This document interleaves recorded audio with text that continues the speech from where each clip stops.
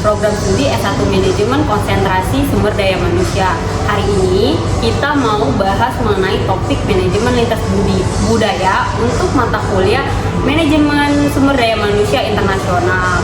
Hari ini Asel sebagai host dari perwakilan kelompok 3 bawa pembicara atau narasumber yang keren banget nih guys, yaitu ada Pak Eko sebagai narasumber kita hari ini. Pak Eko, boleh dong perkenalannya dulu? Oke, halo teman-teman semuanya, nama saya Eko Cahyo. Saat ini saya seorang profesional yang bertugas di sebuah perusahaan internasional. Kebanyakan sih teman-teman kerja saya itu dari Asia ya, seperti itu. Oke, wah ini bener pengalaman Pak Eko bener-bener udah lama kali ya. Coba kita dengerin dulu nih guys, bagaimana jenjang karirnya Pak Eko dari awal sampai sekarang nih. Boleh diceritain nih Pak Eko, coba karirnya dari awal sampai udah jadi sekarang nih, bisa kerja di perusahaan multinasional. Oke, baik. Nah, dulu seperti sama dengan Asal dan teman-teman lainnya yang ada di sini ya. Dulu saya kuliah S1 gitu, background saya psikologi gitu. Kemudian ya seperti orang psikologi pada umumnya ya, biasa masuknya di dunia MSDM gitu ya, itu sumber daya manusia. Nah, ya masuk sebagai seorang analis seperti itu dan berbagai macam bidang-bidang MSDM yang sudah saya masuki ya, misalnya biasa lah SSDM itu ada recruitment, development, organization development, industrial leadership juga, termination, hal-hal ya performance ya, seperti itu yang biasa kita lakukan MSDM. Nah, dalam perjalanannya mungkin tertarik juga sama hal yang baru ya, kan bicara di bisnis kan nggak cuma SDM ya, ada sales, marketing, finance dan segala macam tergantung dengan industrinya teman-teman ya. Akhirnya saya tertarik juga di dunia marketing, kemudian saya masuk ke marketing, belajar lagi mau nggak mau supaya ya dibayarkan ada orang backgroundnya bukan marketing, belajar marketing, tapi kan industri menuntut kita harus bergerak berubah ya, jadi orang yang mengerti marketing. Akhirnya ya saya masuk ke marketing, belajar sales juga, sempat waktu itu di dunia customer relation management juga, sempat technical juga sempat, terus bicara yang general juga sempat juga waktu itu di sales management. Dan hari ini karena memang saya passion di orang, membantu orang gitu ya, jadi saya balik lagi ke dunia human resource gitu ya. Wah, ini pengalaman Pak Eko nih bukan hanya di dunia MSDM ya guys ya. Pak Eko udah juga melakoni marketing gitu. Tapi kan topik kita hari itu manajemen lintas budaya. Jadi pengalaman Pak Eko di culture itu seperti apa Pak? Pernah megang culture gitu apa gimana? Iya. Nah, bicara fungsi-fungsi yang di perusahaan seperti tadi saya sebutin gitu ya, bahwa saya kan pasti di situ ada people-nya, ada orang gitu ya. Nah, saya juga pernah pegang juga bagian budaya itu, dan memang di mana ada orang di situ pasti ada unsur behavior gitu kan. Behavior yang tentunya kalau udah kolektif itu jadi sebuah budaya, baik itu budaya sifatnya secara work company gitu ya, atau budaya di fungsi itu sendiri, ataupun kalau seperti multinasional yang tempat saya tugas sekarang ya, budaya mungkin dari partner-partner kita juga gitu ya, yang berbagai aneka ragam keluarga negaraan itu pasti akan mempengaruhi pola kita kerja juga. Wah, ini pengalaman Pak Eko mengenai lintas budaya ini udah panjang banget ya guys ya. Pak Eko udah banyak bertemu dengan orang-orang luar, berinteraksi dengan orang luar, tentunya akan ada kesenjangan atau perbedaan gitu antara Indonesia dengan budaya luar. Jadi kita mau langsung aja nih masuk ke dalam inti podcastnya, dimana Asel bakal ajuin pertanyaan-pertanyaan buat Pak Eko nih, biar para teman-teman juga tambah tahu nih gimana tuh penerapan manajemen lintas budaya di dalam sebuah perusahaan multinasional. Nih Pak Eko tuh bisa jelasin atau menguraikan nggak sih Pak Eko, seberapa pentingkah itu manajemen lintas budaya dalam sebuah perusahaan internasional? Oke. Nah, kita kembali pada apa sih tujuan daripada bisnis itu sendiri. Pasti ada objektifnya kan, ada visi yang mau dicapai. Nah, tentunya visi itu bisa dicapai kalau orang-orang yang ada di dalamnya punya kesamaan gerak, kesamaan pattern ataupun strategi juga semua paham. Dimana pastinya ada common understanding, ada kesamaan pemahaman gitu ya. Nah, kesamaan pemahaman itu datang dari mana? Tentunya dari kalau saya paham asal, walaupun asal orang tempat lain, tapi juga aku harus paham ya kamu seperti apa, bagaimana budaya kamu, dan bagaimana budaya kamu juga bisa sinkron gitu ya sama apa yang jadi budaya perusahaan kita. Kenapa harus dikelola? Ya karena berbagai macam pribadi pasti juga berbagai macam background. Ya, background itu juga udah banyak, yang pendidikan lah, kemudian pola asuh lah, itu apalagi bagaimana pengalaman experience dia bekerja, berrelasi. Tapi kalau pengalaman saya, poin utama adalah pastinya komunikasi.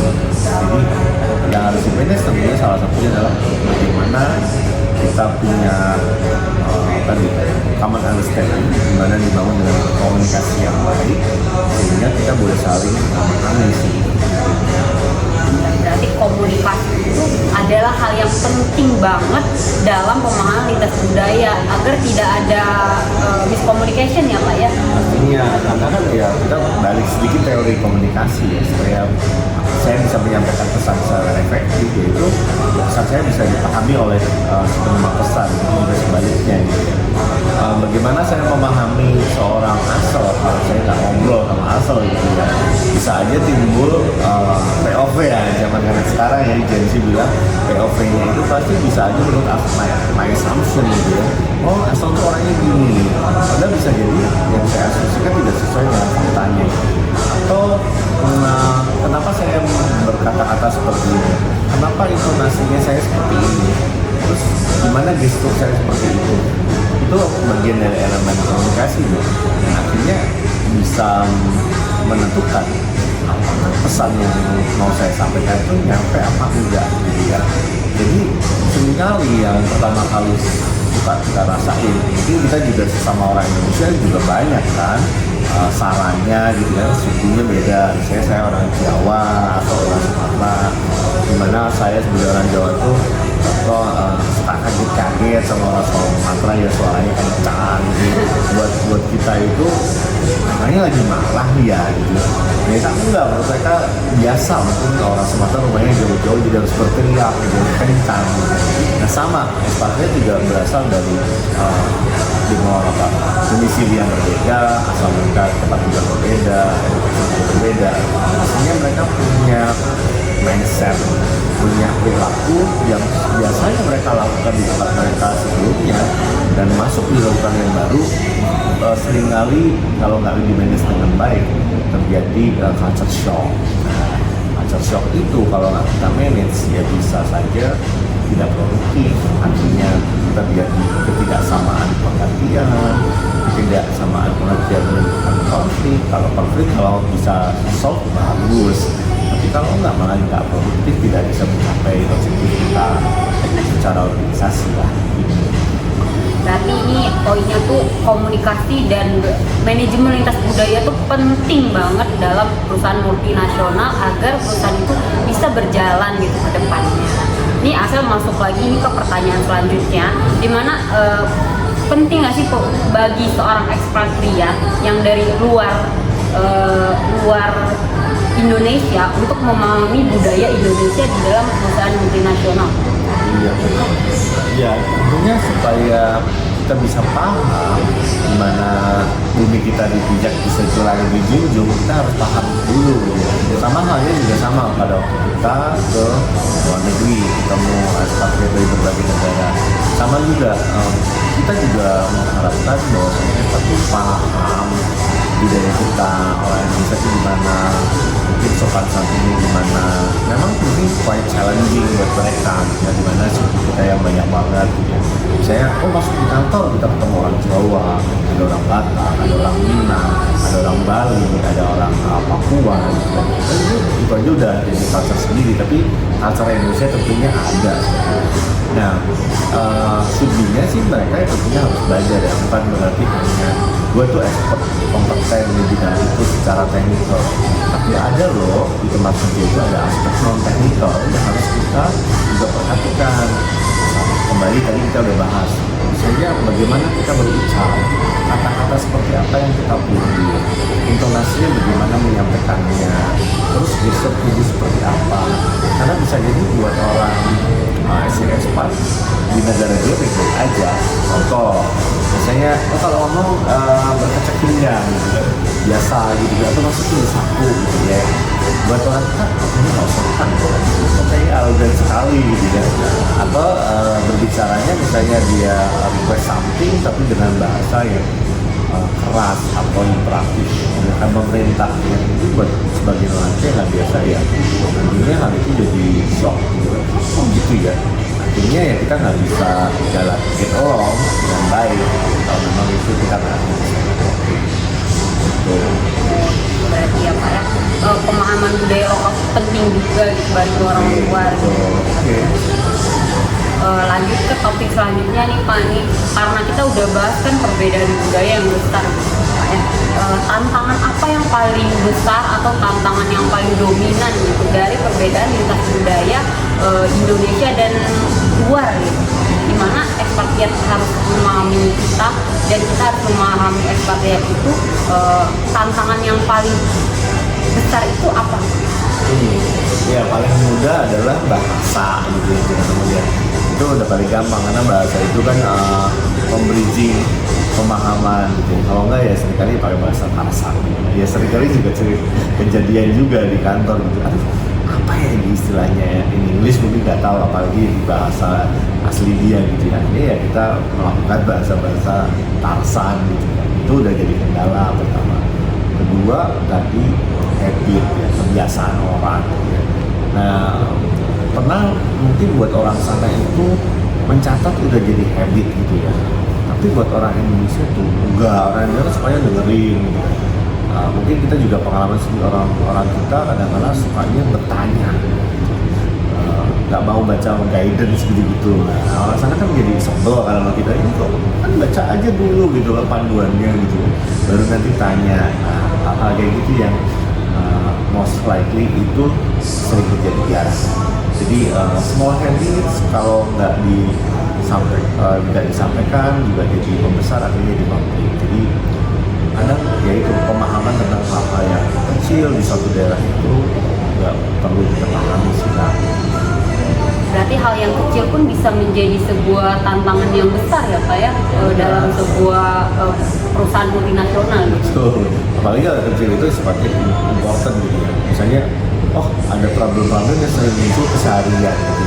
Dan orang atau teman-teman mungkin selama ini yang nggak suka mencatat itu kan, akhirnya persoalan itu muncul lagi gitu kan nyebelin gitu ya. Buat ekspat kita juga, orang Indonesia juga nyebelin sih gitu ya. Makanya mungkin pernah waktu itu saya ekspat kita bilang, kalian bawalah catatan, atau sekarang kan ada HP ya, nyatet kayak gue ngomong apa dicatat, kayak ada masalah di foto kayak dicatat kayak gitu kan. Nah itu yang membuat kita jadi oh ada genetik nih gitu ya. Bener ya Pak, hal kecil tuh bisa jadi besar kalau kita enggak memahami itu gitu. Jadi saling pemahaman satu sama lain dan komunikasi juga penting gitu Pak. Nah Pak Eko ini kan kita tahu Pak Eko ini sebagai seorang HRD gitu kan. Bagaimana seorang HRD itu sebagai diri Pak Eko itu menunjukkan sikap dalam menghadapi konflik dan perbedaan yang ada dan tantangan yang udah Pak Eko jelasin tadi gitu. Sebagai seorang HRD, Pak Eko menunjukkan sikap dalam menghadapi itu tuh gimana Pak? Ya, sebetulnya maksudnya sih general aja gitu kan. Maksudnya tadi bagaimana kita harus memahami terlebih dahulu sebelum kita dimengerti gitu ya. Seringkali kita nggak mau paham dulu gitu, atau teman-teman kan, tapi akhirnya langsung kita kasih apa yang kita persepsikan atau kita utarakan tanpa mau paham. Atau kadang ada istilah pepatah, kamu nggak mau pakai sepatunya orang gitu kan, supaya kamu lebih paham ya kamu harus dari sudut pandang dia. Nah itu juga seorang ekspatriat ataupun kita sendiri menghadapi ekspatriat, kita juga harus paham kenapa dimanapun, entah dari orang Jepang atau orang European atau orang Asia gitu ya.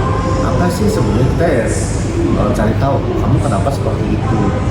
Tapi yang sering kita lakukan kan gampangnya adalah prejudice gitu kan. Wah, dia dengan gestur seperti itu mungkin dia marah, dia nggak senang sama gue, dia nggak ngertiin aku gitu kan. Padahal mungkin itu cara dia untuk berkomunikasi atau cara dia berrelasi. Nah, intinya adalah saling mau tahu lah ya dari POV masing-masing. Nah, dari sebagai orang HR kita ngajak untuk teman-teman juga, yuk kita betul terbuka, berusaha cari faktanya, jangan assumption. Ngomong harus based on data, karena data itu pastinya benar kan, fakta itu pastinya ada. Kalau assumpsi bisa jadi itu ada unsur personal yang belum tentu ada secara nyata, dan kalau diperdebatkan malah jadi terusir dari konflik bahkan. Nah, itu yang senantiasa kita sampaikan ke teman-teman juga, bahwasanya you open mind dan juga ditolerate, ya be brave aja dan coba menjadi pribadi yang mature supaya kita juga bisa terima orang dan orang juga respect sama kita, sehingga kita bisa akhirnya bisa bersama dan sinergi juga menuju visi kita bersama. Benar sih Pak Eko ya. Jadi sebagai seorang HRD kita harus bisa memahami orang lain, kayak open mind dan juga saling mengerti lah antara satu sama lain. Udah sebagai HRD gini, Pak Eko bisa menunjukkan salah satu pengambilan keputusan gitu Pak, dari dua negara yang berbeda. Ada keputusan yang memang harus mempertimbangkan dua negara ini, karena mungkin perbedaan budaya gitu kan Pak. Perbedaan budaya ini membuat salah satu pengambilan keputusan ini harus mempertimbangkan dua budaya ini. Ada nggak sih Pak pengambilan keputusan seperti apa gitu, dari segi cara kerja kah, atau mungkin dari segi komunikasinya, atau mungkin contohnya kayak bahasanya harus pakai bahasa Inggris kah kalau bertemu, atau keputusan seperti apa? Ya, menarik sekali gitu ya. Nah, kalau ngomongin cara bekerja, intinya kita harus comply sama aturan undang-undang tenaga kerjaan yang ada di Indonesia seperti itu ya. Nah, that's why kita juga berusaha untuk misalnya punya kesamaan pahaman tentang peraturan perusahaan gitu ya. Paling tidak seperti tadi, poin utama adalah memastikan bahwasanya mereka paham terhadap peraturan perusahaan yang berlaku di tempat kita, dan dalam bentuk bahasa mereka. Misalnya paling umum kan sekarang bahasa Inggris gitu ya. Jadi kan peraturan perusahaan nggak cuma dalam bahasa Indonesia gitu, tapi in English juga. Kemudian bahwasannya kecil-kecil aja ya, misalnya setiap mengirim surat gitu kan kepada SKP harus selalu di label. Jadi semuanya harus di semua materi-materi kebijakan ataupun yang harus disampaikan ke seluruh karyawan terlalu SKP juga di label.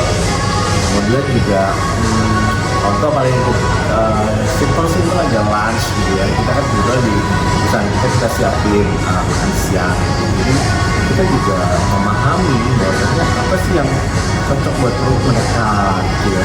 Apa yang nggak bisa terima mereka. Jadi juga mereka juga berusaha memahami, oh ada loh menu-menu tradisional yang bisa cocok sama mereka.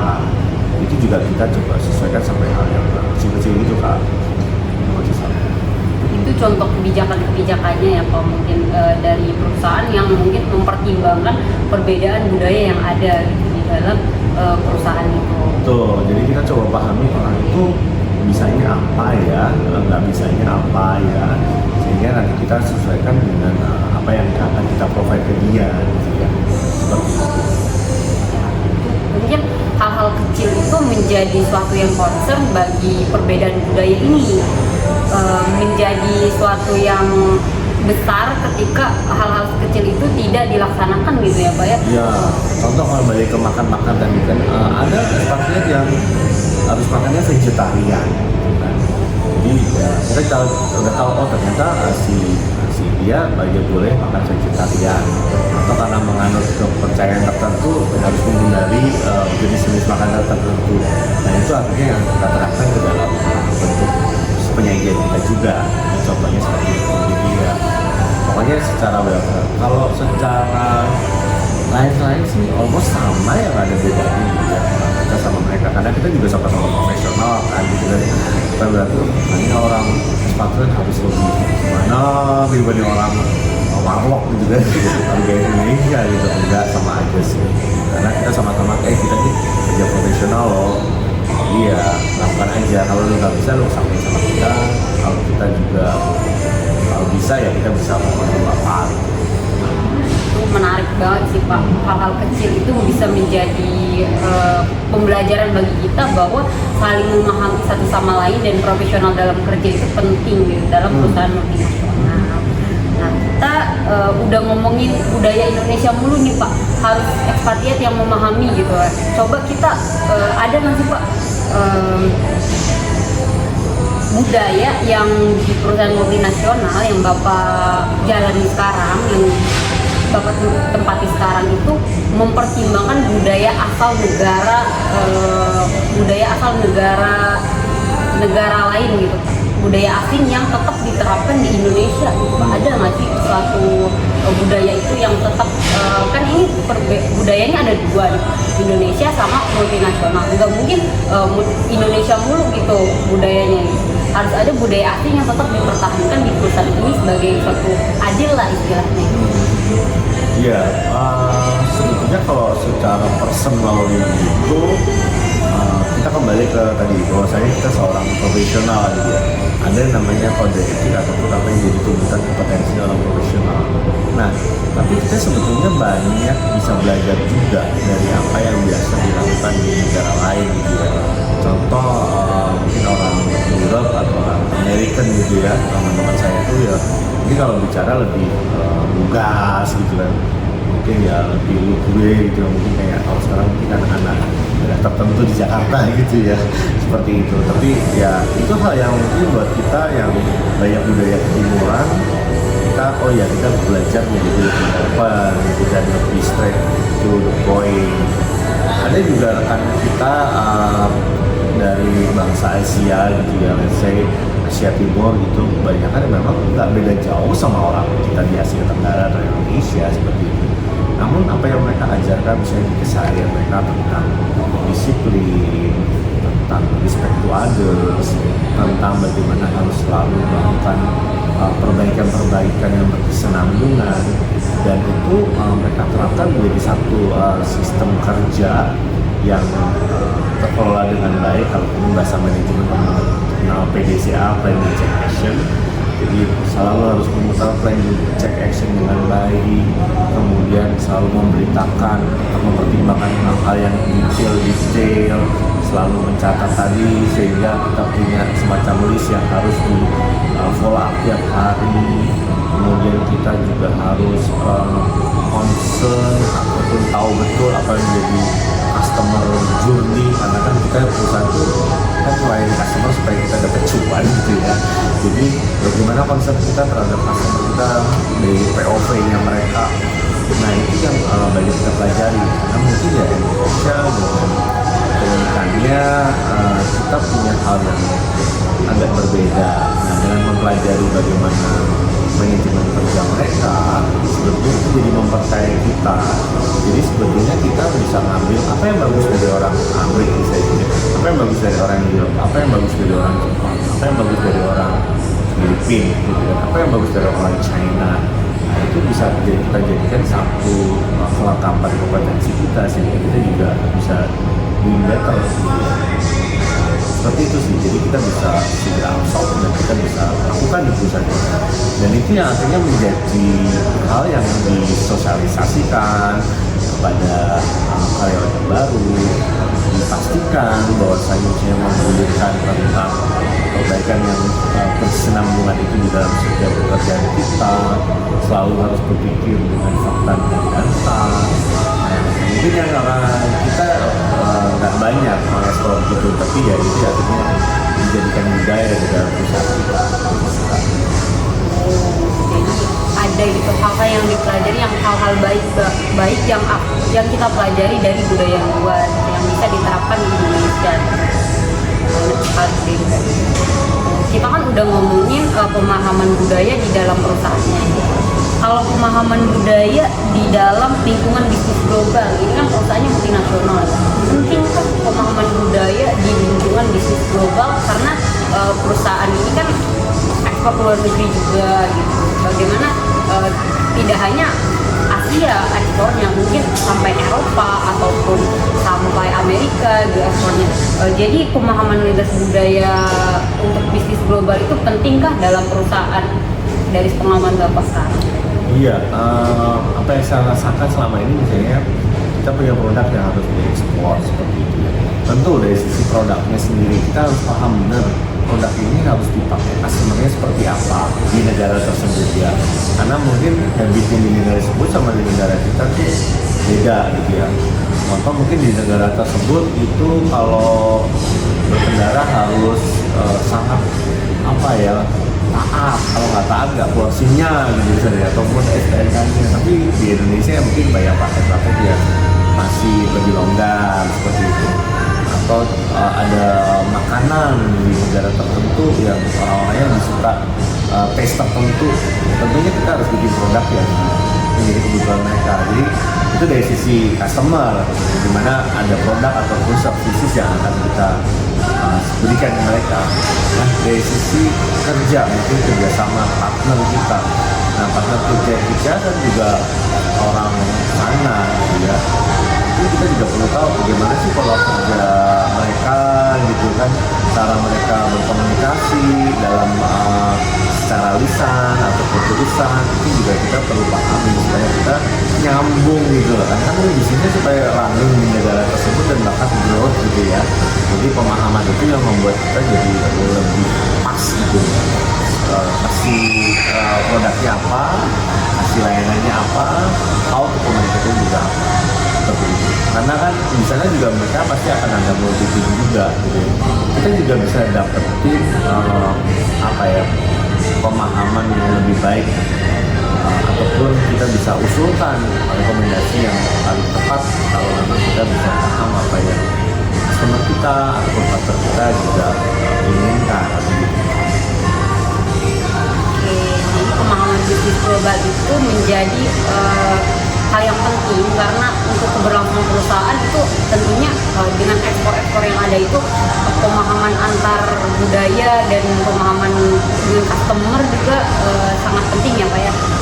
Lanjut kita ke pertanyaan terakhir, gimana mungkin Pak Eko kepikiran nih strategi seperti lintas budaya seperti apa yang bakal Pak Eko kembangin ke depannya buat perusahaan saat ini mungkin yang bisa menunjang perubahan zaman sekarang, ataupun mungkin nanti mau grow up lebih tinggi perusahaannya, tuh strategi apa yang Pak ingin Pak Eko terapkan di dalam perusahaan? Oke. Nah sekarang itu ada poin-poin concern apalagi pasca pandemi, apalagi pandemi kemarin mungkin mengenai digitalisasi itu jadi concern banget gitu ya, dimana orang harus punya digital savvy gitu ya, jadi literasi terhadap digitalnya harus lebih meningkat. Karena apa? Ya disadari apa enggak, kita tuh tinggal just click away gitu dengan partner kita di luar, kita mau ngomong, mau video call apa segala macam sekarang sudah sangat memudahkan, dan pastinya mendorong orang supaya betul lah dengan mudah itu akan lebih memudahkan kita mencapai pemahaman lebih baik. Terus apalagi sekarang mungkin pernah dengar ada istilah generasi strawberry generasi durian gitu namanya. Gap generation itu jadi something isu banget ya akhir-akhir ini, dimana para Gen Z ataupun Gen Y, millennials, Gen X segala macam pastinya di company kita itu juga yang saya alami saat ini. Antara yang muda sama itu kadang bingung apa yang harus dilakukan dengan yang tua juga sama. Bagaimana dengan anak muda juga sekarang yang kita lihat melalui instan seperti ini. Jadi meningkatkan engagement gitu ya dari generasi yang senior dengan junior itu jadi satu strategi juga saat ini dalam pola komunikasi ataupun digital yang tadi ya. Dua itu sih yang saat ini jadi concern kita. Wah itu berarti strateginya bakal sangat sesuai dengan generasi sekarang ya Pak ya, sesuai dengan tren zaman sekarang yang digital banget. Terus dengan kita tahu Gen Z, Gen Y, Gen X lagi banyak itu di perusahaan, terus kayak perbedaan mungkin yang ada, terus bakal ada konflik gimana, pokoknya bakal lebih lebih concernnya di komunikasi antar generasi ya. Betul, ya jadi poinnya adalah pemahaman sih dengan kita open mind. Karena gini, kita pada prinsipnya di Indonesia akan ada bonus demografi gitu kan. Banyak banget anak muda di usia-usia produktif di masa-masa mendatang. Dan itu mungkin kita bisa lihat ini adalah potensi kita untuk kita bisa grab the market gitu, bukan di negara lain kita bisa lihat populasinya semakin menua, di mana kita lagi banyak-banyaknya anak muda gitu ya. Dan itu juga sebenarnya bagi kita juga bisa jadi tren gitu ya, apakah kita jadi seorang yang produktif atau jadi konsumen aja gitu ya. Kalau kita lihat mungkin banyak sekali konten kreator sekarang yang kayaknya menyasar pasar Indonesia deh gitu kan, buat dapetin banyak likes atau viewers gitu kan. Nah begitu juga sebenarnya sebagai sudut pandang produsen ataupun kita bekerja di korporat, tentunya kan ujung-ujungnya pengen cuan ya. Bagaimana cuannya itu makin dekat, tentunya makin paham kebutuhan customer-nya, bagaimana kita tahu need and pay-nya sehingga kita bisa serve produk yang fit sama mereka, sama ya solusi apa yang tepat buat generasi atau customer yang kita layani. Banyak banget nih pemahaman buat teman-teman dari yang udah disampaikan Pak Eko tadi, mulai dari pemahaman budaya di dalam perusahaan, di lingkungan bisnis internasional, bahkan strategi yang bakal diterapkan untuk kedepannya. Mungkin Pak Eko bisa berikan closing statement dari semua yang kita bahas dari awal sampai akhir tadi. Apa yang poin Pak Eko yang pengen Pak Eko sampaikan kepada teman-teman penonton podcast kita ya, lebih agar teman-teman juga lebih mengenal gitu bagaimana manajemen lintas budaya di perusahaan internasional. Oke, baik. Mungkin yang pertama pastinya harus be confidence gitu ya. Kadang-kadang kita melihat kadang kita sebagai bangsa suka ada minder gitu. Aduh, tapi kita lihat saya sih semakin simpel orang Indonesia makin oke. Dan apalagi banyaknya teknologi mengakses kita bisa di mana aja, membuat kita jadi punya banyak information dan akhirnya kita jadi lebih knowledgeful gitu ya. Jadi kita bukan jadi orang yang katak dalam buku, itu yang pertama. Kemudian tadi ya open itu ya open mind, pasti itu penting sekali supaya kita punya willingness to learn-nya tuh lebih gitu ya, mau belajar, nggak cuma pakai kacamata kuda. Ada orang yang lain dia dibanding kita, di sekitar kita, dari sana kita bisa learn something, belajar something, dan kita bisa lebih doing better each day seperti itu. Dan pastinya supaya kita hidup nggak bisa sendiri, harus kolaborasi.